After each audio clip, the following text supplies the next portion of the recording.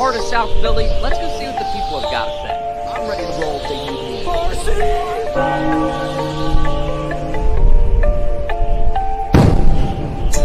Now listen here, Dutch. Mets and the Cowboys, they suck.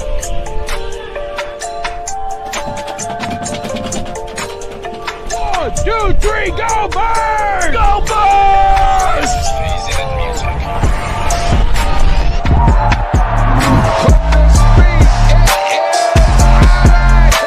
Here we go, 302BIRDS, Gino Stinks. Go Birds!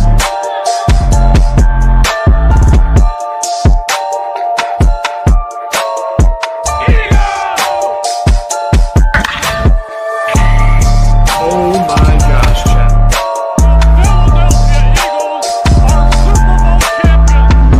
Your favorite Chicagoan. Go Phils. As always, God bless. Go Birds.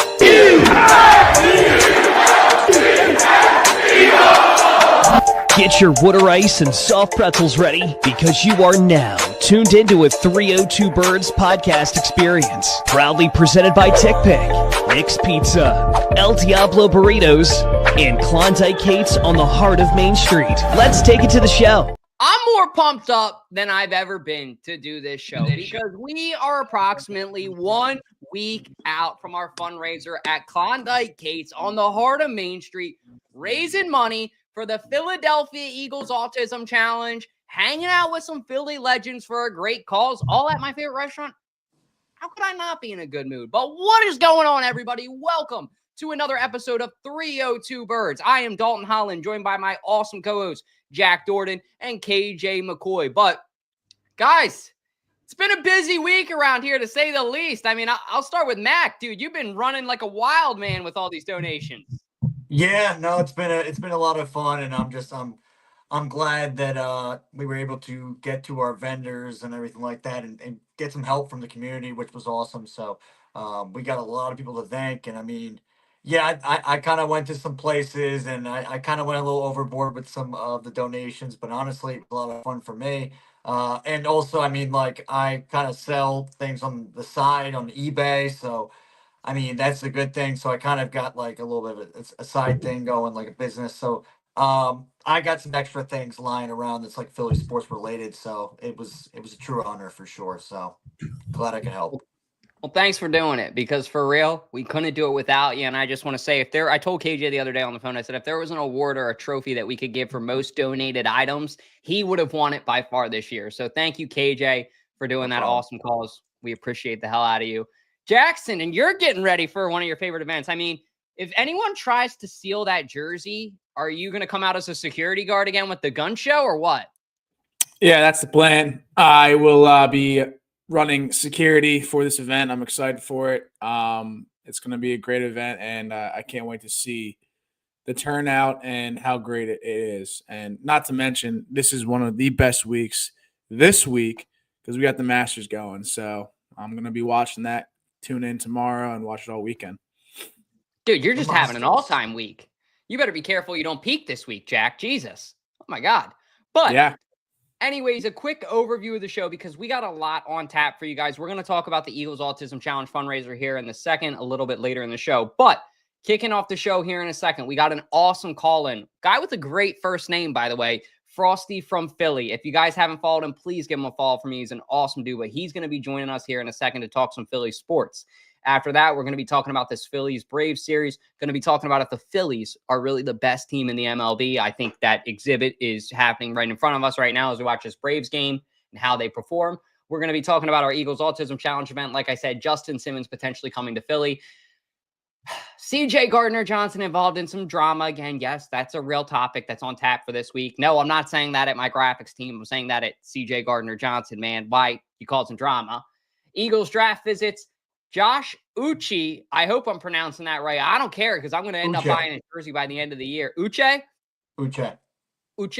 This dude, he's going to be what Bryce Huff should have been. I still want to say Josh Huff in the back of my head. The old Eagles kick returner. If you've been around that long, you've been around that long. But we're going to be talking about this young man from the Patriots and what his expectations are from the Eagles. But Let's go ahead and kick it to Jackson for his segment. Go ahead and get to our call-in. What do I want when I'm in the state of Delaware? Of course, El Diablo Burritos. Customer service always is serving your food with a smile on their face, asking how your day is. Their food is phenomenal as well. Their burritos are out of this world, one of the best burritos in town. Their queso is phenomenal. Their burrito bowls are amazing as well. When you're in and around Delaware, stop by your local El Diablo Burritos and tell them that 302 Birds sent you. God bless, go Birds. Yeah, if you're in and around Delaware, please stop by your local El Diablo Burritos. They got the best burrito bowls in town. Tonight we have on tap Dalton Foster. How you doing tonight, buddy? Good. You How can are you call guys him doing? Thanks Frosty. for Don't having me worry. today. You can call him Frosty. Frosty's completely fine. Yeah, I just want to make sure. I'm doing well. Are you a big we got a lot to talk about. What's some questions you have for us? Yeah, so I saw you guys going to kick off with Phillies today, and I figured nothing better than to kick a little bit of Phillies talk with the season underway. So my big question is, for the long-term success of the team this season, what do you think is going to be more important? The 6 through 9 hitters being productive, batting in the guys in front of them, or the bullpen? I feel like those are two things that we see a lot of times. Either bats go cold or the bullpen blows leads. So what do you guys think is going to be the more important over the course of the season?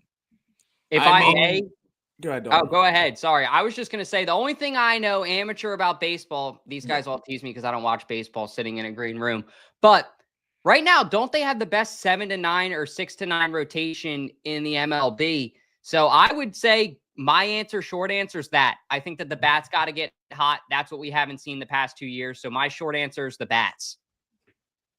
Mine's the rotation. I agree with the whole rotation aspect of it, because there's been some times already that, I mean, you can already see it with the pitcher Romano. I forget his first name, but he's just been awful, and nobody wants to see him out there right now. I mean, so I think a lot with the bullpen, I think that's a main factor for us for actually becoming obviously a World Series contender and actually lasting in the postseason like we haven't been doing the last couple of years. So I think the bullpen's very important. I mean, it definitely is for sure. So, I mean, and having a great pitching outing like right now, like Taiwan Walker's having for the Phils, I mean, that's great to see as well. But yeah, the bullpen needs to, honestly, they just need to step it up. And I mean, if they need to make some moves, then they need to make some moves for sure. Yeah, for me, it's I would agree with KJ, because as we watched the game last night, we just blew a lead that we could have, prevented from happening. We haven't really had a strong bullpen in years past, and I think that's one of those positions that you need a good pitcher on the mound to win games, especially when it's time crunch time. So like we saw with Craig Kimbrell 2 years ago, when he was on the mound, we had the lead and then he just blew it. So I really think, yeah, the bats are important, but I think down the road, I think the bullpen's going to matter the most. That's where you kind of separate yourself from a good team to a better team. I would lean the bullpen as well, just for the fact that I think that the Phillies are one of those teams where you would hope with the offense they have hitting 1 through 4, they're going to get at least 4 to 5 runs a game, maybe more on a good day. And I feel like, that's where you got to be able to shut it down. Your bullpens, you got to be able to, you have that run support. Doesn't always come. But when it does, more often, and it will come, bullpen's just got to shut it down. Because I think it can be such a momentum killer when you're up 2-3 runs. Next thing you know, you're going into the bottom of the 9th and it's a tie game. You thought you had it in the bag.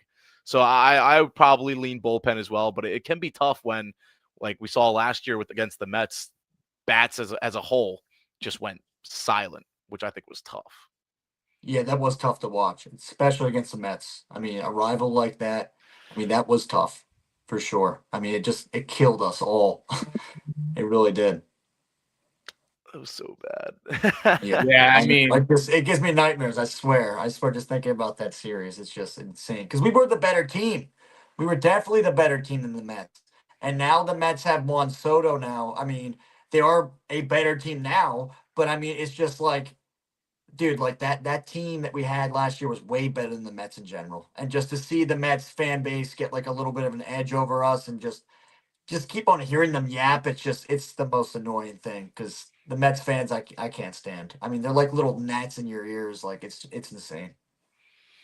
It's the tough side of baseball. It's just a game of streaks. You get hot at the right time, and next thing you know, you can't lose. And that's just kind of, I think, what happened to us last year. We were cold, they were hot, and it's the last team you want to lose to. It really is.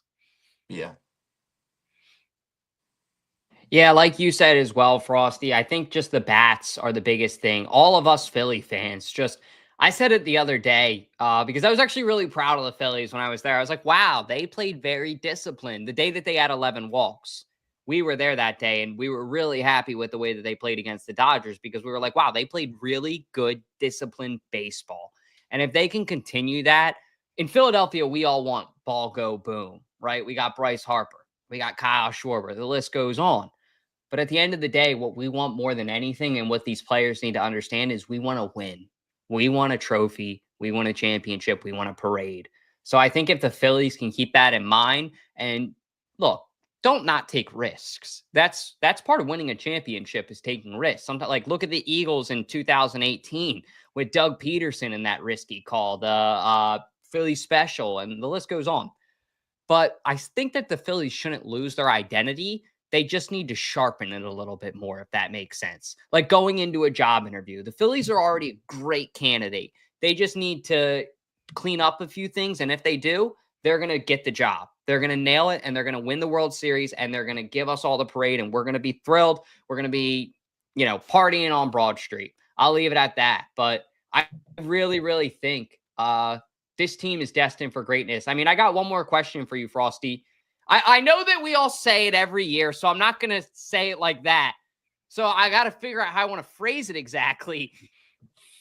But do you think it's the Phillies' year? That's a tough one. I will admit that I had a little future bet going in my head where I did take the Phillies to win because it's one of those years where it just feels like the stars might be aligning.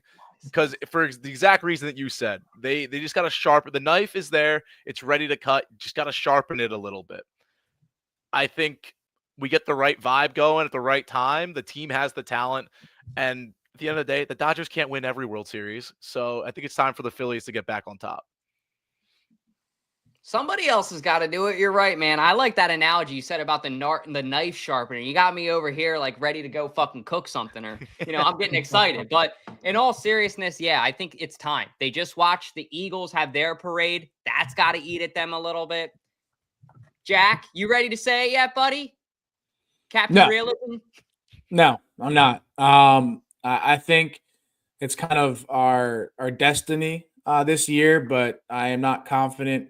From what I've been seeing with the blow up to the game against the Braves last night. And there's some things we need to hammer out because this team didn't really change much in the past 2 years, especially this offseason. So I really think it's our destiny, but I'm not confident that I can say it's our year because not till like mid-season and you see more games, I think that's where you kind of give you the best judgment on this team. Yeah, I agree. I mean, I think it's a little too early as well. I mean, I know Dalt, you love to jump the gun and be like, all right, let's go for a championship already, but it is really early. I mean, it is just the beginning of baseball, so that's the main thing, I feel like. And I feel like if we had any bit of a shot to win a World Series, our best shot, honestly, wasn't the year of 2022. It was the year of 2023 when we were against the Diamondbacks and, well, Jack just talked about it. Craig Kimbrell kind of blew that. He blew a couple runs or whatever, and then Kirkland came in, and then we lost that series ultimately. So I think that was our best year. But now you kind of see our division right now. You see the Mets obviously getting some talent, like getting Juan Soto. You also see, I mean, the good thing is that the Braves aren't that much of a threat right now. They really aren't, even though we did lose them yesterday. I mean, that was just a managing problem. I really feel like that's just kind of Thompson, like what he's kind of doing wrong right now. So it's good to get it out of the way than do it when it really counts. So I mean, Thompson should have taken out Wheeler way earlier than he actually did yesterday, and that's the Phillies. It made the Phillies pay for it. It really did. I mean, the score really paid for it, and that's what really sucks because I mean we get a loss out of that. So I mean, if you maybe bring in the relievers a little bit earlier, maybe we do win that game. I mean, you just never know. So I think we gotta just honestly take it game by game and just kind of see what's going on with this team because I feel like it's a little too early to really jump the gun like that because this team has disappointed us so many times where we feel like we can almost like taste it, but you know what? I'm also like prepared for something to just fall off the edge of the cliff or something like that. Always prepared for that. Hope for the worst, expect the best. Said like a true Philly fan, Mac. That's why you're a great one. Your whole life, you can tell that this guy's not been suffering. There's ups and downs to it, only like 2 ups, and the rest have been downs. But that's a story for another day. We'll have more. But I want to thank really quick Frosty for hopping on here with us tonight, guys. If you don't, please give Frosty from Philly a follow. This guy's awesome. We love his content, and this will definitely be the first of many times that we bring him back on the show. Frosty, we appreciate you, man. Yeah, thank you so much for having me on. I appreciate it so much. Had a great time. Hey, man, like I said, we will get you back here, and you got a great first name, too. Just saying. Hey, same to you. Cool. We'll see you, man. Have a good one, guys. Thank you again. Yep. If you guys don't, follow Frosty. You have to. He's got a good first name. Just saying. Yep. But, so I guess Ballpark Tommy, along with spring training, just exited the facility as a whole. And he said, yeah, fuck it, Dutch. I'm getting out of here. Time for Phillies talk with Ballpark Tommy. Fingers, Dutch. So I know we got Ash backstage.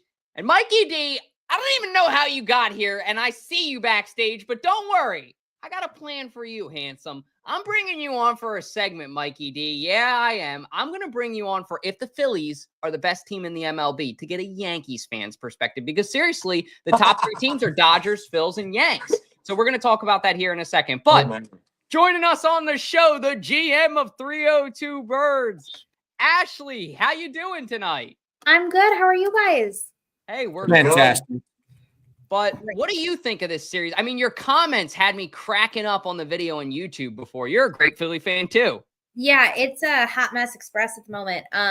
It was again, it's a game that I'm not overly upset that we lost. Going into it, looking at the record of the Braves, I lived in Atlanta for a short amount of time, and I learned how intense the Braves fans are. There's no Falcon fans in Atlanta. It's really Braves fans and UTA fans.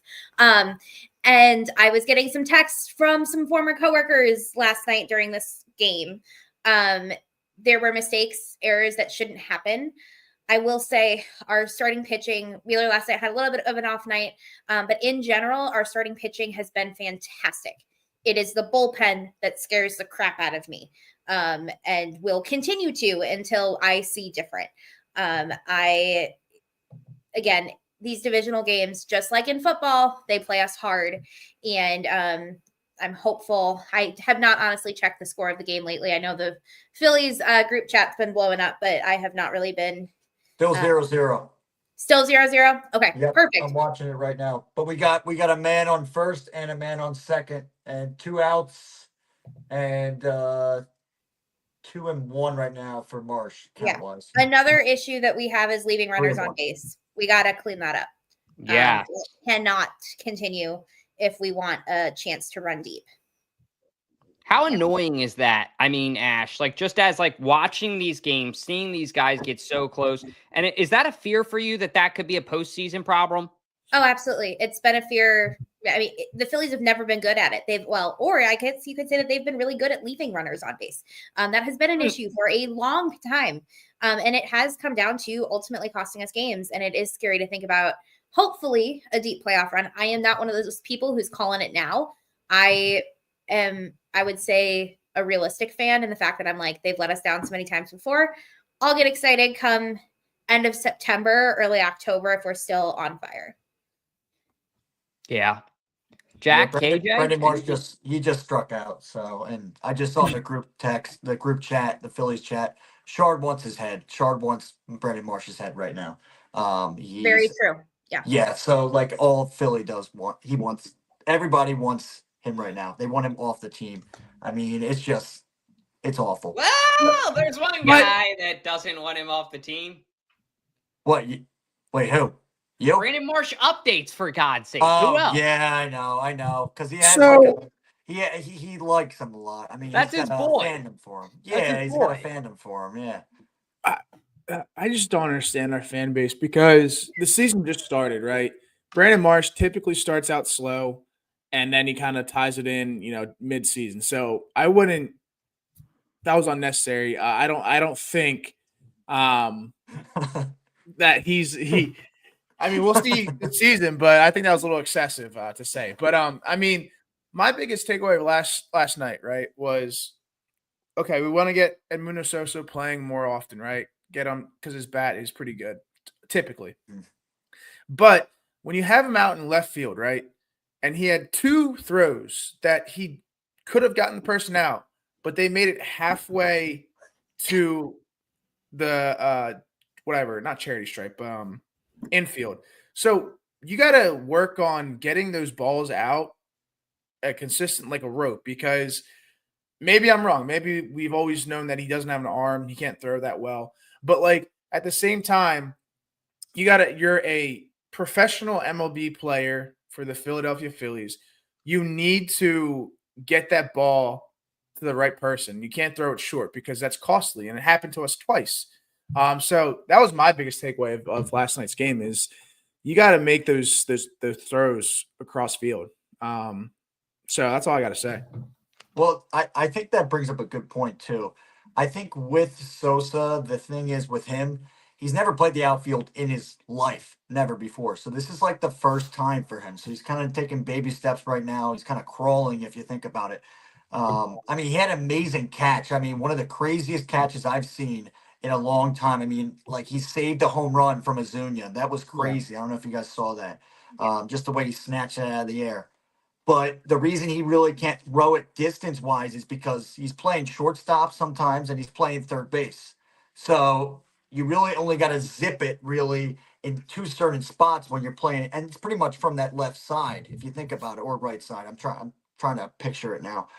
But yeah, so he's zipping it. So he's not really used to the whole long distance throwing. It's like pretty much like what I guess you could say for like a quarterback, which, we're going to get people in the comment section or like people who are Jalen Hurts haters, but the guy has a Super Bowl trophy. He's a Super Bowl MVP, so you can shut up about this.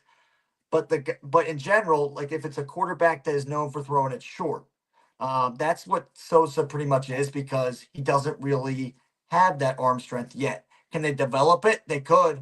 But I mean, it's also like they're experimenting this whole thing. They're trying to see if he really wants to be in the outfield in general, if they can really keep him, because Jack just said his bat is hot. I mean, he's one of the best hitters right now in baseball stat wise. I mean, you could just see it. Like he's had one of the best in the MLB right now statistically. So yeah, I think with Sosa and then also just like, I mean, Rojas with that play where he kind of just was watching the ball and like he kind of just watched it drop.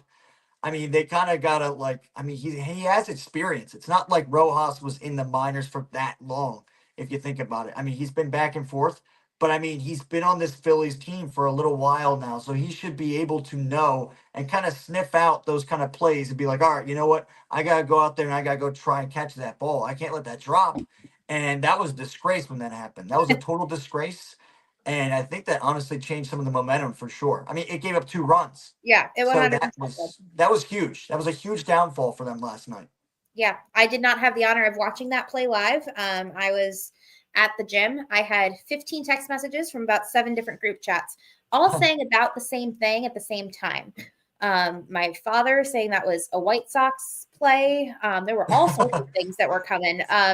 For those of you who don't know, my father is a huge White Sox fan, and it's just not going great. Hasn't, and honestly won't for probably a long time. That was an awful play. The post-game show guys, both our guys and the main guys were ripping it to shreds, and honestly, it deserved it. Yeah. When you're in the MLB and a baseball falls right in front of you, It doesn't matter what position you play. You could be a catcher playing outfield. You got to catch that ball. When you're getting paid millions of dollars to just be out there and play a game, I'm trying to think about what it's comparable. It's almost like if a running back drops a pass, right? But like Or a Nelson running back. Aguilar. Nelson Aguilar. Yeah, but like if you converted somebody that played running back their whole career, like Boston Scott, to a wide receiver, like a slot guy or something, and then they ended, like, it's going to take time. I get your point. I like that you brought that up too about the catch, like, because I think with these guys, like the Phillies are still, it's a long season, my friends. It's only April. Give it time. They're a very good team. They just beat the World Series champions in a series. So they're playing very good baseball right now. To my understanding, they haven't even lost a series yet this year. So if they do end up losing, well, when they end up losing one, knock on wood, it's unfortunately inevitable. I'm not going to get overly excited. I'm not going to get overly upset, because what I want to see from the Phillies is, okay, you lost a series, but how do you bounce back? That's what consistent baseball teams do. What happens the next series? Do you sweep them? Do you win 2 out of 3? Is it a 4-game series where you win 3 out of 4, or 4-game series sweep? Like, it really just matters. And I hate to be the stereotypical Philly fan. It doesn't matter how hard you hit. It matters how hard you can get hit. You know what I mean? I hate to be that. Keep moving forward. That's what Philly doing. Fan. But at the end of the day, that is really, in baseball, it matters. The consistent teams that can weather the storm and show, okay, we can get hot at the right time, or, you know, throughout the year, we're going to play good base. That was the Yankees last year. And unfortunately for the Yankees, it didn't work out for him in the end. I know Mikey D's backstage. He just looked like he had an aneurysm when I said that, and giving me the middle finger right now. I love you too, buddy. But that's why we're going to go ahead and bring him on right now for this segment. Welcome to the show, 302 Birds legend, Mikey D. Mikey D. About time I made it on the main show. Surprise, gentlemen. Yeah, I guess if you don't get invited, just show the hell up, right? I didn't even know about this. Oh, yeah. You didn't tell your manager. God damn it. This shit. Oh, I'm just fucking lazy. Thought I'd crash the show tonight. Oh, well, Mikey D, let me ask you. You can see up there on the top left, the top 3 teams in baseball, according to Fox Sports, are the Dodgers 1, Phillies 2, and Yankees 3. Do you agree or disagree with this power ranking? I mean, I think it's pretty clear that the Dodgers should be 1, because they're the defending World Series champion, unfortunately. Don't remind me. But Dodgers 1. They still have Shohei Ohtani, who could hit and pitch now. So that's now a plus that they have going for them. Plus, not to mention that team is absolutely stacked. So, yeah, I agree absolutely with the Dodgers at 1. I think right now they are completely unstoppable, even though the Phillies did just beat them. And even though they lost to the Nationals, let's not forget, it is still early. It is still really early in the season. The Dodgers, I think, are going to get back into form once again. So I agree with them being 1. It's number 2 that bothers me. It's number 2. Here we go, another season of overreacting to the Phillies just because they have the big 3. They have Harper, Turner, and Schwarber. I mean, yeah. Can they hit? Absolutely. Can Wheeler and Nola pitch? Yes, absolutely. But we all know what the Phillies do. We all know. You guys in here should know that better than anybody. Chances are they're going to get to the playoffs, get to something like the divisional round or the championship series, then choke again before not even making it to the World Series. So the Yankees. Yeah. Well, we made it there at least. But I'm surprised you can still talk with all that choking. We made it 24. But the thing is, though, I don't even know if I agree with the Yankees being on this list, because like we lost 1 game to the Pittsburgh Pirates, and we lost the series to the Detroit Tigers of all teams in Detroit. And not to mention they have our former player, Gleyber Torres. So, of course, I agree with Dodgers at 1. Phillies, I guess I would maybe swap the Phillies and Yankees, maybe, but it's too early in the season. You just said that you wouldn't put the Yankees on this list, and now the Yankees are 2? How does that work? I never said I wouldn't put them on the list, Dalt. I never said I wouldn't put them on the list. I'm just saying, like, yeah, the Phillies are good right now, but do you remember last season how the Phillies got hot way too early? They got hot in April. They got hot in May. They got hot in June. Oh, and then July. They hit a roadblock known as the American League. They play, who the hell did they play? They played like the Minnesota Twins, the Seattle Mariners, and, oh, by the way, the New York Yankees, who still own you. And then what did we do? We completely swept you in Philadelphia. I know. I was there, and we put up 14 runs. KJ can vouch for me on this. Unfortunately, he is correct, and we were on the CP ranking rooftop, and he was saying, see ya, goodbye, see you later, Philly. Get out of here. Hey, get out of here, get out of here. And I don't know how he didn't get beaten up, but he didn't. So. You got heckled more than I did. Yeah, that is true. I don't know why, but I did. But I will say one thing. Yeah, I will say one thing. Say the stadium that night was like 50-50. Yeah. There were more Phillies fans, but it was a good like 60-40. Yeah, it was. Yeah. I mean, and then, I don't know if you heard about this, but it looks like Lady Liberty likes the Phillies and not the Yankees. Oh, yeah. You know, it's actually kind of funny you brought that up, Mac, because I got to see if I have the clip. I'll see if I can cue it up. Let me see if I can find my clip, because I downloaded it the other day. But can you explain that to Mikey D, what we saw before I find it? Oh, no, Mikey D knows this. Oh, he knows this well. And can you tell the viewers what we saw? It has been infuriating him. So actually, right near where the Harry Callis statue is, one of my idols. What's up? Yeah, one of his idols. Right where, I'm trying to think, is it, I guess, center field. Yeah, it's where center field is. There's actually a statue, a random statue, and not just any statue, but the Statue of Liberty, but it has Phillies logos on it and like a Phillies tattoo for some reason. I don't know why, I don't know how, and I don't know what gave them that right to really do that, but it's hilarious because it pisses off Mikey D, and he's also really confused about it. I mean, as much as I am as well. I mean, why didn't we just make like a Rocky statue with like Phillies logos on it? Like, why did we do the Statue of Liberty? I mean, I don't know, but I mean, the Phillies, you guys, the PR department, you guys got to honestly answer that question for us. Why do you have the Statue of Liberty with Phillies logos on it? I do love it, though. It's funny because it pisses off Mike. Well, it's actually really funny when you say it pisses off Mike, because you know who else it pisses off? It pisses me off. It's the most un-Philadelphian thing that you can put in the middle of that stadium. I mean, it's how can we, and it pisses off both fan bases. It reminds me of this. Do you guys remember that Hawaiian shirt a couple years ago with the Mets and the Phillies logo that they were selling in fucking London? That was a disgrace to sports. Yeah. That was a disgrace to both fans. This is how Philadelphia fans feel.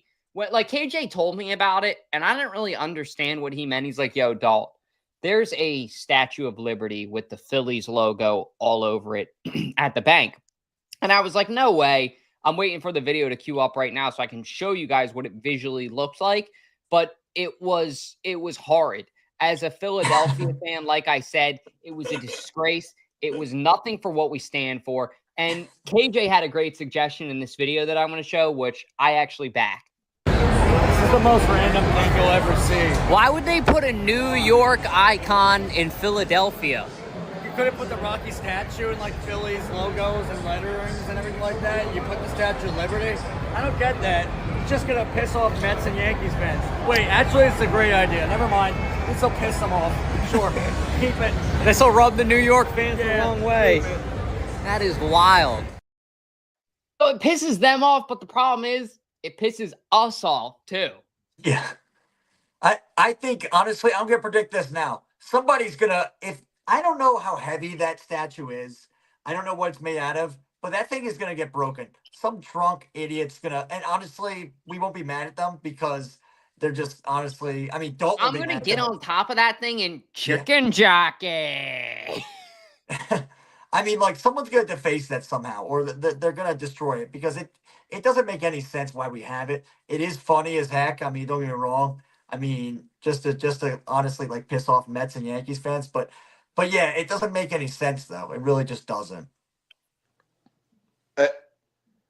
I mean, the whole thing with that is like, I have to agree with Dalt 100%. Like, I don't understand why it's there. It has nothing to do with Philadelphia. It's a New York icon, like Dalt said.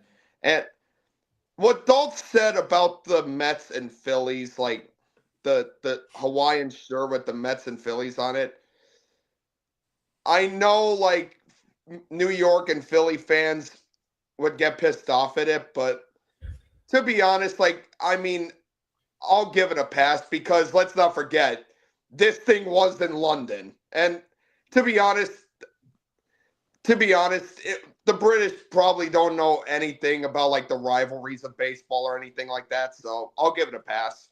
But this, I will not give a pass. I will not give a pass to the Statue of Liberty wearing Philadelphia colors for some reason. By the way, if there are any fans of any other MLB teams in here, like, I don't know, whoever, do me a favor. Go to your ballpark, wherever it is. It could be the Colorado Rockies for all I care. Can you let us know? Can you let us know if they have the same thing there? Please. Because this makes absolutely no sense. It's a New York icon dressed in Philadelphia colors, and I have no idea why it's there. I'm more pissed off because I'm confused. Yeah, I agree. This is like putting George Washington in an I Heart NY t-shirt in the middle of Philadelphia holding a cheesesteak and being like, why don't you want your fucking picture with it? It's awesome. What do you mean you don't like it? And then it's like a kid in an Eagles jersey. He's like, Mom, I'm going to kill it. Get me away from it. You know what I mean? Like a little rabid animal. But I get it. In all seriousness, yeah, it is frustrating. And it's a disgrace to both fan bases. But yeah, Mikey like D. Matt Bear wearing an Eagles jersey.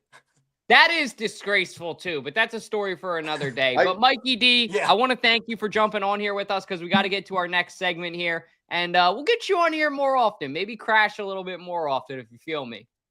Oh, I absolutely will, Dalt. You have my word on that. Not every time we can't bring you on, but when I can, you know I will. Of course, Dalt. All right. Of See you, course, man. brother. Thanks, man. See ya. If you guys don't, please give play-by-play Mikey D a follow. He's part of the family now at 302 Birds. Even though he's a Yankees fan, he's a Yankees fan you'll love. So please, please, please give him a follow. But, guys, Wednesday night is one of my favorite nights of the year. We have our annual Philadelphia Eagles Autism Challenge fundraiser at Klondike Kate's. I talked about it a lot in the beginning of the show. So what I'm going to do is I'm going to do something a little bit different. I'm going to tell you about some of the things that are different we have planned this year. We are going to do a quickest pour challenge. So whoever pours the quickest drink this year and it's all going to be the same drink. It's not going to be like, okay, I'm going to do straight whiskey. Done. Like, you know what I mean? It's not going to be that. It's going to be everybody has to pour the same thing. So I'm thinking what we'll do is we'll do the signature drink of the night, or one of them, I should say, because, yeah, we got a limited time menu. Shout out to Klondike Kate's for accommodating this, but there's the flyer on the left, and on the right, we're going to have some limited time drinks. I'm thinking the drink I'm going to have everybody pour for the challenge is 302's Green Vodka Lemonade. 302's Green Vodka Lemonade includes vodka, lemonade, lime juice, Sprite, Blue Curacao, and a lime wheel and mint. You got the Fightin's Tailgate Punch, which got rum, vodka, cranberry juice, pineapple juice, a splash of Sprite with some cherry. I will probably be pounding that during the game the most. And then you got Blue Hen Breeze, which sounds awesome. I don't know if that's going to come out blue. So, like, please don't be the person or the Karen at the event that's like, this isn't blue. I need it to, it's an autism challenge fundraiser. All right. Like, cool. You're a real awesome person of like trying to get on my case for the drink coloring. So I'm prepared for the Karens and Schmarens. So I'll have food coloring in my back pocket. And guess what, Karen? I'm prepared for your next question. Is it organic? Hell yeah, it is.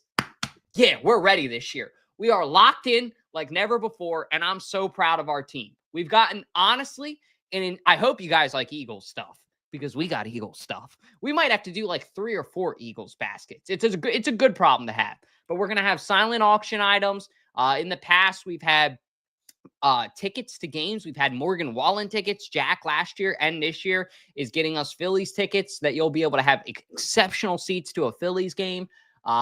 Just a lot of great things. And if you're a Philly fan whatsoever, you should really come out to this event next Wednesday night. Just a quick announcement. We won't be live that night because obviously we'll be at the event raising money, but we will be watching the game there. The Phillies do play Wednesday night. So if you're looking for a place to have a little watch party action, hang out, have some fun, please, please, please come down and hang out with us. Jack, KJ, did I miss anything? No, it's going to be an awesome time. We're pumped. We're excited. And I mean, it's going to be, I think it's going to be our best time. I mean, I think it's going to be our best fundraiser we've ever hosted before. I just think that the vendors we have this year, I mean, the support that we're getting as well. And I mean, the people that have already RSVP'd already, I mean, we're excited. We're ecstatic to have them. And it's going to be a great night. So you do not want to miss it next Wednesday at Klondike Kate's. Well said. Ash, anything I missed too? I forgot to ask you as well. No, it's a super fun night. I will not be there, unfortunately, this year, but maybe I'll get a FaceTime at some point. There is so much work that goes into this event on the back end that literally starts months beforehand. So please come out and support. Dalton, KJ, and Jack, and myself, we've put, I don't even want to know how many hours into this year. And we love that Klondike Kate's wants to work with us again. And we are so excited to have hopefully what will be our biggest fundraiser yet. Well said. Yeah, we're just super excited to be working with Kate's for the 3rd year in a row. And you'll definitely be getting a FaceTime call because same like I said to KJ earlier with the most items donated, you've been exceptional just organizing everything, making sure those DMs go out, making sure you follow up with brands so we get what we need. So it's really, really going to be a fun event. And it's kind of just a highlight to what we do at 302 Birds.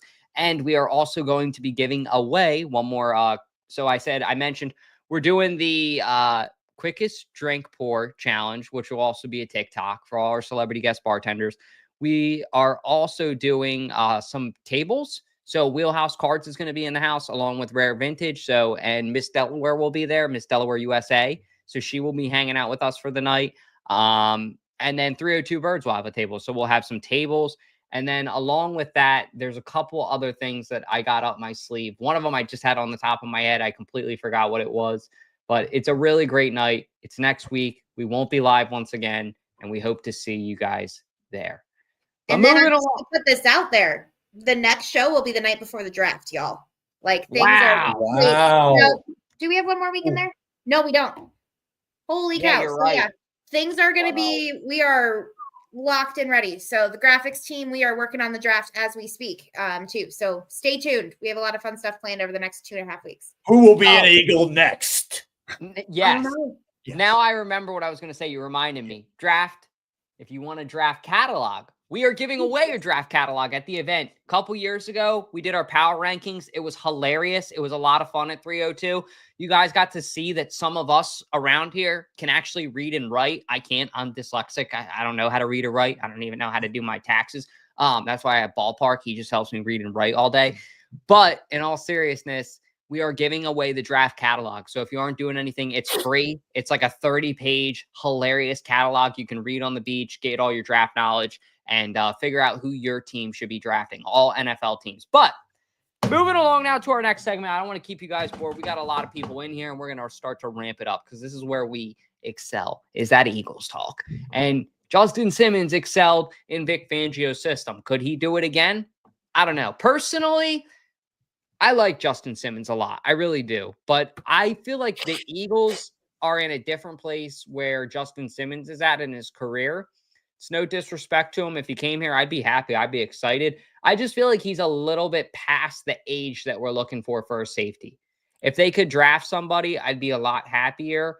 or sign someone else that's a free agent. I saw some people kicking around the name Isaiah Simmons today from the Cardinals was a potential suitor. He hasn't really wanted to be a Cardinal since he's been there, but he's kind of had to rough it with them. So that would be a really interesting name to throw around.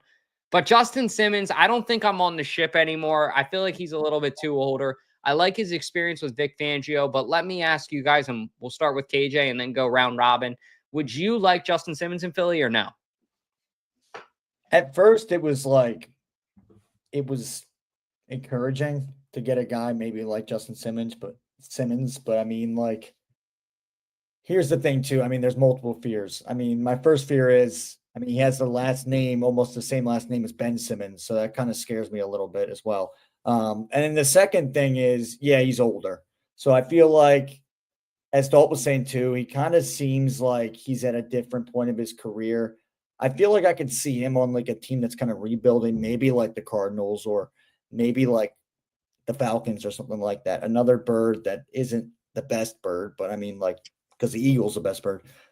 But yeah, I think with Simmons, I don't know if he can really work in this system. I mean, we do need, I would honestly like to see us draft a young, not corner, a young safety. I think we were looking at one safety. I think it was, I'm trying to think his name. We were just talking to him like, I think today or yesterday. I don't know if it was a guy from Georgia or it was another safety, but apparently we're looking at the position right now. So yeah, Malachi Starks. So I'd rather have him. I think that guy's going to be a stud. And honestly, with the Georgia Bulldog defense we have, I don't think anybody can really fail from that squad. I really don't think anybody really could. Maybe Jordan Davis, but not really. I think he's doing okay. I think he's doing a solid enough job for his position. So I think if you get another Georgia Bulldog here, I think that chemistry is going to be unstoppable. I mean, you just got some other free agents as well who came from the Georgia Bulldogs as well. So this defense is like a Philadelphia Bulldog defense. So yeah, I think it could be really something interesting to see what happens in the draft. But I rather go for a safety in the draft than get a guy like Justin Simmons. Just at this moment, nothing against the guy. It's just that he's kind of older. He's kind of seasoned. And I feel like for us to be another Super Bowl contending team, I mean, look at this team we had this year. Young players stepped up.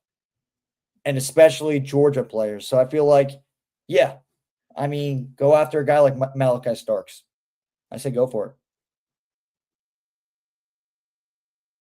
We have a revolving door of safeties, I feel like, the last several seasons. We are not able to keep one for the long term. So at this point, we have to draft one, and we have to draft one who is excited to be in Philly. In my opinion, I would rather take someone a little bit later in the draft if there's somebody who has expressed the interest in staying in Philly for the long term. Maybe a hometown kid. I love UGA. Always been a fan of UGA. However, I also would like the Eagles to kind of go outside of that UGA safety net and prove that there are other colleges in which can be successful under this Philadelphia Eagles umbrella that is so dominated by Georgia Bulldogs right now. And Jack, before you go real quick, can I say something off of that? Ray Dittinger. I know the Malachi Starks, everybody's saying him. Ray Diddy, I was listening to on 94 WIP, and he really, really is high on Malachi Starks. You mentioned, Ashley, you want somebody that wants to be here. Well, we all know nowadays at the combine, a lot of guys are like, I want to do this, I want to do that. I'm not doing anything else. Or they'll just show up and do the interview. They won't do anything. Apparently at the combine, Malachi Starks did everything. He was like willing, he was happy, he was upbeat, he had a great personality, and he was just wanting to show off. Like there was nothing to hide with him.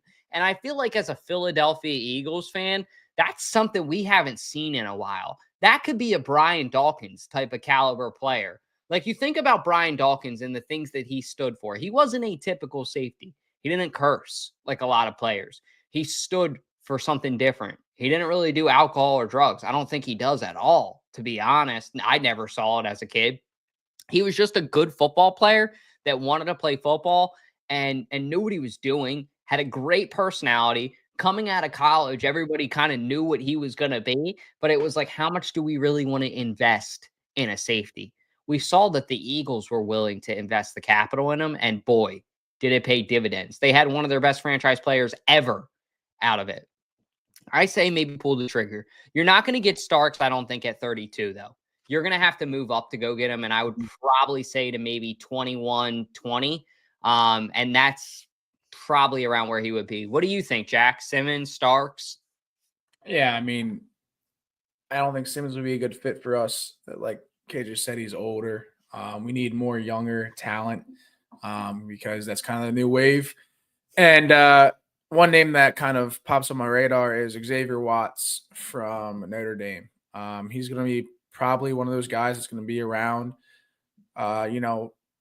pick 32 or in the second round for first couple picks in the second round.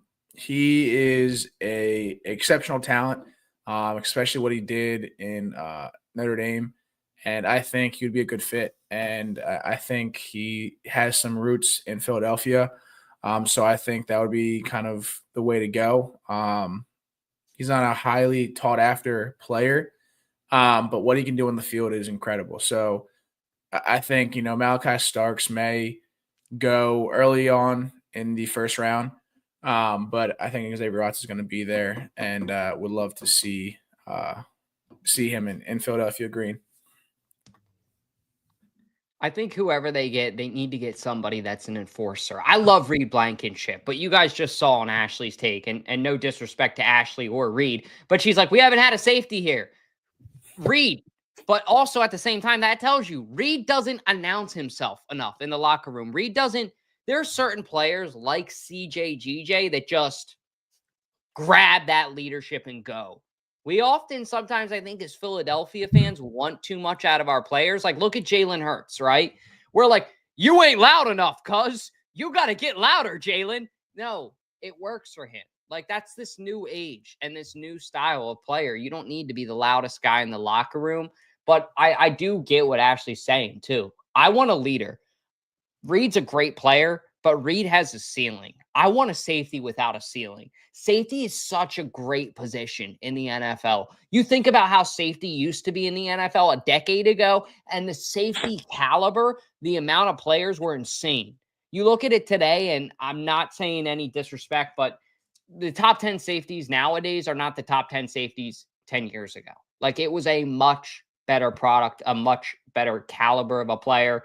And just the safety position as a whole, I felt like was in a golden age. It's not anymore.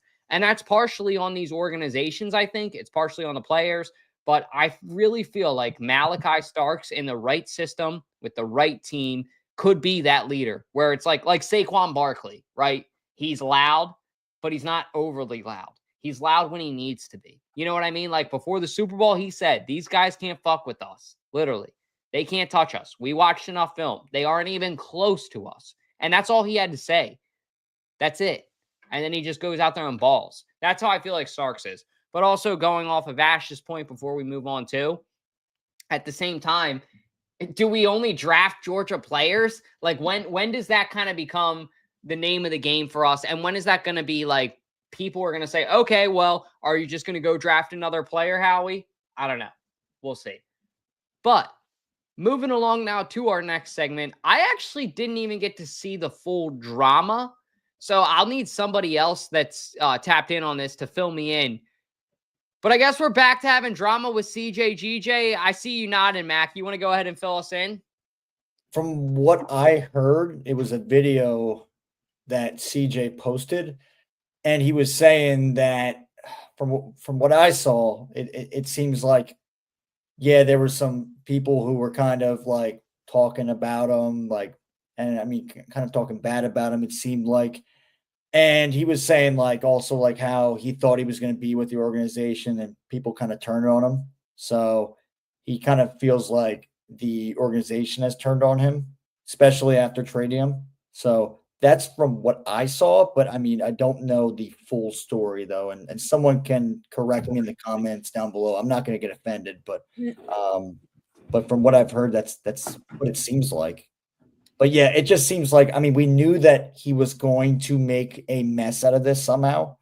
I mean, that's why me and Jack both stressed this. Like, why do you trade him? Obviously, something happened. I mean, behind closed doors, something happened with the management and him, I guess. But this is an example of what me and Jack and other Eagles fans who were mad about CJ did not want to happen. Because, I mean, the guy shouldn't be mad because we got him. I mean, he also helped us as well. He has a Super Bowl with us and because of us and because of him, vice versa. So I think he really shouldn't be mad at us exactly. It is a business. He's explained it. But then also, it seemed like when he left, I mean, when he got traded for a second time, it seemed like it wasn't going to be like a whole drama situation like it was the first time where he was talking trash about the city. I don't think he'll do that this time. I think he'll be talking trash about the management and the organization of the Eagles, which might hurt the Eagles in the long run. It might hurt them in general, but I don't think it's going to hurt them that much. But yeah, I think it's unfortunate because you became a Super Bowl champion because of the Eagles. So, and they brought you back. They took a chance on you again. And even if you feel like you didn't do anything wrong, you might have in their eyes you did. So, I don't know. I don't know. Go ahead, Ashley. So I have the post pulled up because I wanted to make sure that I read it verbatim correctly. Yeah. It was an Instagram post that he said people showed me their true colors when I got traded. That's why you haven't heard from me. So it is clearly throwing the Eagles organization under the bus. I think this is something that ultimately we're not really going to know specifics. This did come out yesterday, so there is still some time for additional information to surface. However, I think the Eagles are ready to flip to a new page and start a new kind of put all of this drama behind him behind the organization, because ultimately this guy has caused a slew of drama pretty much since the moment he was brought into the organization. He had a Super Bowl win and an additional Super Bowl appearance as a Philadelphia Eagle. So ultimately, and then he went to Detroit and had a terrible season last year. So really, we took a chance on him yet again. And I don't know what happened, and I don't think we're going to know what happened. But there were clearly issues. I am confident that based off of the fact that he has not said anything negative about the city at this time, that he's not going to. I think he's ready to solely put it on the management, and I think the Eagles front office is let's just get the heck on with this and move on. Yeah, I mean, in his defense, I truly do think the Eagles organization kind of turned their back on them because we signed for a 3-year deal. When he was here last year, he played phenomenal football. And he kind of was the reason why we won that Super Bowl. I mean, that defense was dominant. And I mean, maybe it's childish, but at the same time, it's like the Eagle organization truly did turn their back on them. I mean, it's upsetting that, they just get every ounce out of you, all the dedication, and then all of a sudden they just flip the switch and be like, oh, we're going to trade you away. Yeah, exactly. Sam Nelson in the house. What's going on, man? Well, hey, this comment right here, Jack, to caveat that. Boo-hoo! Wah! Everyone and CJ salty. I'll be the villain if I need to. The reason is, you can ask KJ, as soon as we brought this guy back in the car when we were driving to Florida last year, did I ever get excited, KJ? In one moment, was I ever excited? I was, but you were not. No, I was KJ not. called me cheering, and you didn't say anything that whole phone call. Because I knew that it would be this a year from now. I have a crystal ball in my room. It's right here. You guys want to see it? For real. But also, look into my balls. Austin, you have gone on record saying last season how much of a you guys didn't let me fucking finish my point. No, because you're already going off what you said during the season. Yeah, that exactly. he is a But pivotal no, I player had something to different to say, that this happened. It literally happened. And everybody's still coming to this player's defense because he won a Super Bowl here. And I don't feel bad for anyone. It's honestly infuriating that so many people want to kiss CJ Gardner-Johnson's ass because he won a Super Bowl here. He acts like a baby. This was a good thing that happened. It would have happened midway throughout the season last year with Super Bowl aspirations. I'll leave it at that. That's all I got to say. But go ahead. It's not a good thing. And you have said on record that last season that he is one of the pivotal players on this team and on this defense. I do remember that. And so you're just kind of backtracking on what you said. And who cares? Drama, there's drama in football. But at the same time, what he did for Philadelphia, I'm not even talking about the Super Bowl win. When he had these big plays, and he had a lot of big plays this last season, we all were kissing his ass. And he is a great player. And I think that he, shouldn't have gone out the way he did. I don't know why we're so willing to get rid of him. But, that's just what I have to say. And I'm with those fans. I just want to say, I'm not going to sit here and act like I'm not. The pick 6 video, right? Like I was super excited about it. I love it. It's awesome. But I knew deep down in my heart that he has an attitude issue. I knew deep down in my heart that he wasn't mentally mature enough to be a long-term Philadelphia Eagle. It takes a lot. It does. It takes a lot to be a Philadelphia Eagle. You have to be mentally tough.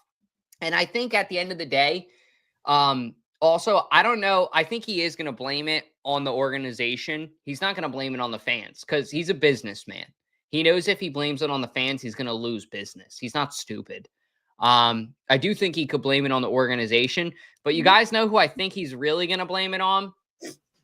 Slay. I think he's going to blame it on Slay and some of the other players in the secondary. I think that Super Bowl ring party that they have, get your popcorn ready, my friends. People are looking forward to the Masters this weekend. I'm looking forward to watching that because awkward. That's just going to be awkward as hell. Like, that's my thing with CJ Gardner-Johnson, at least in my opinion. And you guys can agree to disagree. He does not think shit through or see shit through. And then it bites him in the ass, and then he's the boy who cried wolf. And if I'm an asshole for saying it, so be it. I'm a realist. He wouldn't throw his own teammates under the bus. That's Darius Slay. Maybe the organization, I get it, but he wouldn't throw his own team. He hasn't done it at all since he was gone, came back, and now is gone. I don't know. I just feel like, and to Sam Nelson's point here too, he signed a 3-year deal, but only $10 million was guaranteed. That's because I think deep down how he knew this dude can be a liability, and I don't know if I want to give all that commitment of money. And that was why when he first came here last year, like I said in the car, I wasn't excited about it because I had a bad feeling. I didn't want it to happen like this either. I want to be crystal clear about that. I honestly thought when I watched the pick 6 live against the Cowboys, I thought that he was going to be an Eagle for life after that game. I sincerely did. The day he was traded, I did not see that coming. You guys know, I was talking my bullshit about A.J. Brown and maximizing that value. I wasn't talking about CJGJ. And then when it happened, I wasn't upset because I get why they did it. You see all the shit that he's doing on Twitter. You see now, he's still not a Philadelphia Eagle. And right here, he's been inactive, but everything that he's talked about in the points that he's been active has been the Eagles. We're always going to be on his mind. I hate to say it, and I love him as a player. I wish him the best. I really do. I sincerely do. He's a phenomenal safety. But his attitude and his mental off the field are what bite him in the ass long term. And I'm sorry if I'm a realist or a bad person for saying that, but the Eagles and the direction that they're trying to take this organization, especially with Super Bowl aspirations, they don't want to risk it. They don't want to risk it at all. That's the way I see it. We're not going to have Super Bowl aspirations this year. I'm telling you right now. We'll make it to the playoffs. So we don't have Super Bowl aspirations at all.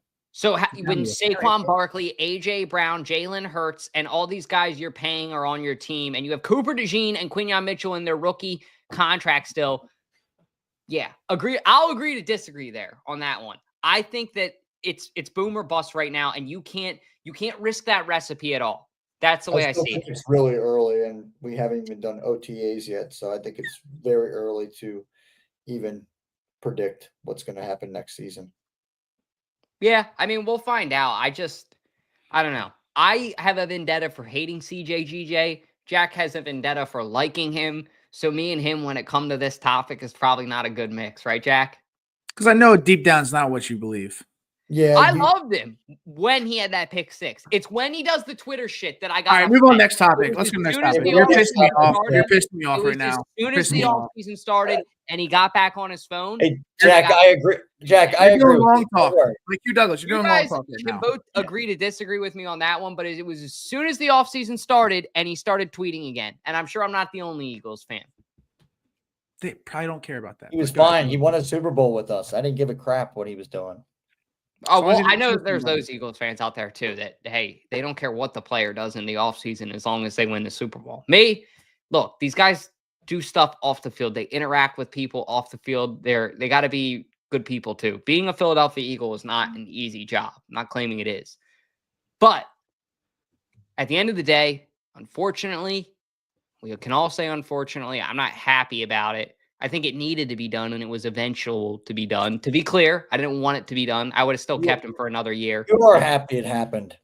I was going to You are say it happy. was going to happen eventually, but I'm not happy it happened. I actually, if I was the GM of the Eagles, I would have kept him one more year, and then I would have traded him. Or I would have traded him halfway throughout the season next year if he did some stuff like tweeted midway throughout the season. That's what I would have done, but I'm a heartless GM in Madden. You don't want to have me and Madden as your GM, but you do want to have Howie Roseman. And this guy has a lot of pressure on him because it's almost the question of what to give the man that has everything, right?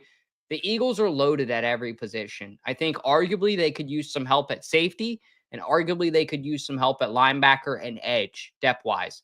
But they're still pretty loaded, I think, at edge, more than people think. So they've been having some draft visits. Some guys been coming in and out. So I will ask you guys, is there anybody that's at the top of your guys' wish list for the Eagles to take with that pick 32? Or do you want the Eagles to potentially make a trade for anyone? I'm saying go Xavier Watts. It's not a well-known name. He is a really great player, and it's a position that we need. So I say go Xavier Watts. It's not on many people's draft boards, but I will tell you this: he will do something great for the Eagles. I wouldn't mind Xavier Watts at all. I mean, he had a great game against when we played Notre Dame in that championship. So I mean, I would not mind that one bit. So I mean, that'd be a great pick. I feel like I think it would be a very underrated pick, but I do also feel like if they need to, yeah, you can go after Malachi Starks. I think that name, as Dalt was saying, Ray Dininger was saying as well, like the guy checks off every check mark in the book. I think he just has a lot of intangibles, a lot of maturity, and we've kind of seen that. We've seen kind of a list of players that we've got these last 2 years, I would say, that are younger. We've drafted them, but they have a lot of maturity. I mean, Quinyon Mitchell, Cooper DeJean. You could even say Nolan Smith as well. Nakobe Dean has kind of shown it as well. So, I mean, there's a lot of guys that have kind of matured a lot. And I mean, they were mature right away. It seemed like they were veterans in the game. So I think Malachi Starks can be that kind of guy, and also feel like Watts could be that kind of guy as well. I think both safeties could be win-win situations. I am hoping for the edge from Boston College. I think he will drop down to where we need him to be. His first name's Donovan. I'm not even going to try with his last name. Not worth it. Lots of letters in there. He finished second in the nation in 2024 with 16 and a half sacks and 80 tackles, with 20 of those being for a loss and 3 forced fumbles. I think he is going to be realistic at 32 if we choose not to trade up. Which, again, as I was talking to our graphics team, I would be shocked if we actually end up picking at 32. But as the draft order currently stands, I think that's what we're going to do. And from what I've read on my draft knowledge, I mean, Mel Kiper has the Eagles taking James Pierce from Tennessee, the edge rusher. I've heard attitude concerns with him. I don't know if any of that's true or not. Obviously, Eagles fans don't have a good taste in their mouth recently with the Tennessee edge rusher, I'll say, with Derek Barnett. I mean, it kind of worked out, but it definitely didn't work out the way I will say Eagles fans wanted it to. So I think I would be happy with an edge, but they also have Josh Uche. Did I say that right, KJ, the second time? Uche. Yeah, they also have Uche, and I think Uche is a really underrated player too. Like I said, he's going to be what Bryce Huff was supposed to be. Low risk, high reward. You bring this guy in and you're going to see what he can do. Then if you draft somebody, Nolan Smith is blossoming. He's clicking along. He's starting to play really solid football and come to his own. They might have like 3 really good edge rushers by the time that all is said and done last year. Because you got to keep in mind, Josh Sweat's gone now. BG's gone now. They have a humongous hole at edge rusher, because if you told me that you don't have either of those guys on the roster anymore after last year, I'd be pretty upset. Now, they also have guys that are going to step up this year that are going to continue to grow, like Nolan Smith, like Jalix Hunt. But it's a revolving door for the Eagles, and it's a draft that's so deep with edge rusher. Like, there's so many names out there. I forget the kid's name out of Ohio State, too. I know Joey talked about him in a potential draft that he did, but there's so many guys that if they took him, something Sawyer, it might be Jack Sawyer's name, but if they took that edge rusher out of Ohio State 2nd round, he's an exceptional player too.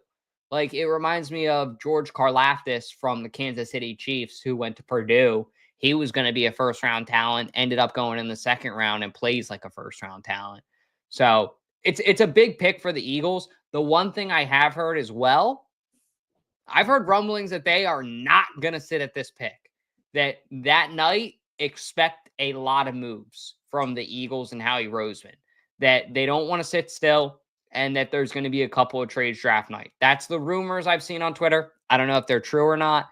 If they are, I'm a little bit scared about that, honestly, because usually draft night trades are a lot more drastic. So, I mean, that was how we got A.J. Brown a couple years ago. So I'm a little bit nervous about that factor, because the Eagles are just loaded right now. Yeah. And I feel like if we're going to be involved in a trade on draft night, we might not be getting the better end of that wishbone. Yeah, we also have a lot of extra draft picks as well. I think we traded for some draft picks, which gives us a lot of draft capital. So I think that's why Schefter is making the Eagles the number 1 possibility for a big trade during draft night. So we'll see what happens. Hopefully it's a trade that we actually are comfortable with, that we are not going to be throwing objects to the TV for. So I hope not. So yeah, I think that's going to be very interesting when it's draft night. Yep. Yeah, get your popcorn ready, because it's going to be an interesting one. But before we get into our last segment, you guys know what time it's for. I do not have the scoreboard. I'll get it 2 weeks for you guys. Just been busy with the stuff. But if anybody knows the score and they want to say it, feel free. I don't know it off the top of my head, so I just wanted to give that pre-disclosure. Time for everybody's favorite part of the show, 302 Trivia, with your host, Jack Dalton, the mayor of Delaware. Thank you, TickPick, for that sponsorship. It is Philly season. Buy your tickets through TickPick with no extra fees. Tonight's question we have for you, Dalton ended his hot streak last week because Ashley's back. But tonight's question we have for you is, in his 14 NFL seasons with the Eagles, 1949 to 1962, how many games did Chuck Benderek miss? Again, in his 14 NFL season with the Eagles, 1949 to 1962, how many games did Chuck Benderek miss? A, 2, B, 4, C, 3, or D, 5? Put your answer in the comments, and we'll give you the answer shortly. That's a good question. All right, I just texted you mine. But talking about low risk, high reward. This one was kind of a move that the Eagles made in the offseason. I think that flew under the radar, but could be a really, really good pickup. Howie Roseman has a fetish for edge rushers that are, how do I want to put it, are underutilized, are, underdeveloped. And when he sees an edge rusher that's capable of more, look at Hassan Reddick a couple years ago, right? I think he started out with the Cardinals, then he went to the Panthers. That didn't work out. And then he came to the Eagles, and he had a great season after. Howie Roseman just has an infatuation with these edge rushers. Buy low, sell high. And I think that because of that, Uche, right? Thank you. Yeah, sorry. Yeah. I do know Uche, though. I watched him in Patriots games, and the dude's insane. I mean, he's really fast for his size, but his strength, like when you see him shove someone, like you ever see somebody get shoved and they like go back, like he's got that push off the chest that I really like. So I think for the Eagles, he's going to dominate the edge with strength. He's going to set the tone off the line of scrimmage early, and he could be a really good replacement as far as physicality as Brandon Graham goes. Now, I don't know anything about his personality. That's why I'm a little bit scared. It's nothing against the guy. I just didn't, keep up with the Patriots enough to know what is his leadership qualities like. Is this dude tapped in? Is he locked in? Is he not locked in? I really don't know. So I actually have to talk to some of my Patriots fans friends to see, hey, what do you think of this dude? Do you think he's a good leader? Personally, the little bit that I've seen from him, I think he's going to be a good pick. I think he's going to be solid. Howie Roseman usually knows what he's doing when he picks up these guys, and I feel like Bryce Huff was kind of an anomaly. What do you guys think? Yeah, I think he was a good pick. I think it was a good underrated pick by Howie Roseman to pick up this guy for sure. He also played for the Chiefs, if I'm not mistaken, right? Yes, yeah, he did. You're right. Okay, so yeah, it comes from a winning organization as well from the Chiefs, and I mean, Patriots were a winning organization. I mean, they've kind of fallen a little bit. They're kind of like rebuilding stage, but now they have Vrabel. So I think with him coming to a situation and obviously a defending championship team, I think that's going to give him a lot of edge, and it's going to give him a lot of confidence. I mean, it might be some pressure, but I think he'll be able to handle it. I think he'll be fine here. And I do think he's going to be I think he'll be rotating a lot. I don't think he's going to be like an everyday starter in general. I think he's going to be rotating with some other guys. So we'll see how he does. I think he will be a good fit though with Vic Fangio. I think he will. Is it me? Yeah. Oh, sorry. Yeah, I think it's a good pickup. I'm looking at his stats right now. That's why I asked if it's up to me. And it looked like 2020. He had 7 solo tackles, 1 sack. 21, he had 10 solo tackles, 3 sacks. 2022, 23 solo tacks, 11.5 sacks.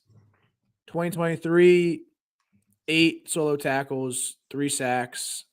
So, I mean, his stats are looking good. It just looks like within recently, his stats have kind of been on the downhill spiral. So hopefully we can utilize him in the right position and see what he can do for this defense, because we needed a guy like him, and hopefully he doesn't pull a Bryce Huff on us and not perform well or sit out half the season. So that's where I'm at with him. Yeah, I have nothing else to add. You guys nailed it. I really think Josh Uche is going to be a great addition for the Eagles. Let us know what you guys think in the comments. Good or bad by Howie Roseman. Definitely low risk, high reward, as we've been saying. But wrapping up the show before we get to Jack's Trivia, one more reminder, please, please, please, no show next week. We will be at Klondike Kate's partying up for our Philadelphia Eagles Autism Challenge fundraiser. Come out at Klondike Kate's next week, 6 to 10 p.m. Wednesday night on the heart of Main Street. But let's go ahead and hit it home. Time for everybody's favorite part of the show, 302 Trivia, with your host, Jack Dorden, the mayor of Delaware. Thank you, TickPick, for that sponsorship. Like I said, buy your tickets through TickPick with no extra fees. KJ, you haven't told me your answer. I know you're on your phone right now. I did in the private chat. Did you? Okay, sweet. So tonight's question, again, I just want to remind Dalton was on a 3-week winning streak, and then Ashley. I feel like if you're reminding me, it's usually not good for me from the start. Ashley's, the undisputed champion still. But tonight's question we have for you is: in his 14 NFL seasons with the Eagles, 1949 to 1962, how many games did Chuck Benderek miss? Again, in his 14 NFL seasons with the Eagles, 1949 to 1962, how many games did Chuck Benderek miss? A, 2, B, 4, C, 3, or D5? I do not see any answers in the comment section at all. So let's go to the team. So the right answer is, I think Ashley got the right answer yet again. Yeah, the right answer is C. What was it? 3? C3. 3. Yes. Yeah. Dalton said 2 games, wrong. And KJ said what? 2 games as well? I said 4 games. 4 games. So Ashley, yet again, week 2 back, and she is tearing it up. Dalton, how do you feel about this absolute dismantle of your championship belt? You know, I never had the championship. First off, Ashley's the returning champ, 2-time champ, so she's the undisputed champ. And then if Ballpark Tommy's got one under his belt too. I can't even read or write. I was really excited because I thought I was out to a lead, but how would I know that if I can't read? But the point is, I really thought I had the answer tonight, guys. I knew it was either 2 or 3, and I'm like, man, there's no way Jack Dorden's going to make it an answer C again. It's been an answer C for like 5 weeks in a row, and it was answer C again. So thanks a lot, Jack. There's a trend. Yeah, way to keep it original, buddy. He keep me falling for it. And then next week, Paul's going to pick C, and it's going to be wrong. I'm like a mouse, except not. it's like not fool me 1 time, fool me 2 times, 2, 3, 4. It's like 5 or 6 times now. So thanks, Jack. Of course. Yeah, I mean, without further ado, like Dalton has mentioned multiple times tonight, please make sure you mark it on your calendar, April 16th, right? I don't want to get the date wrong. Yeah, April 16th, yeah. 16th. We will be at Klondike Kate's. As you can see, we got new drinks that we didn't have last time. So what one are you going to drink? Probably going with the Green for Good. It's like kind of like the Master Green, kind of in that mood right now. But yeah, please stop by. It's going to be an electric night. We'll have a lot of celebrity guest bartenders, and if you are not there, you're going to miss out on a lot. So without further ado, is Zepp here? Where's Zepp? He's asleep. Okay. Hey, Josh! Wake him up. It's an outro, not an intro. Hit that motherfucking outro.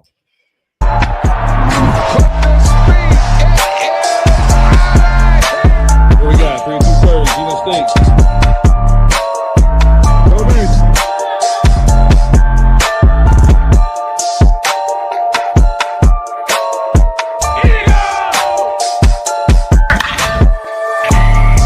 Oh my gosh, chat.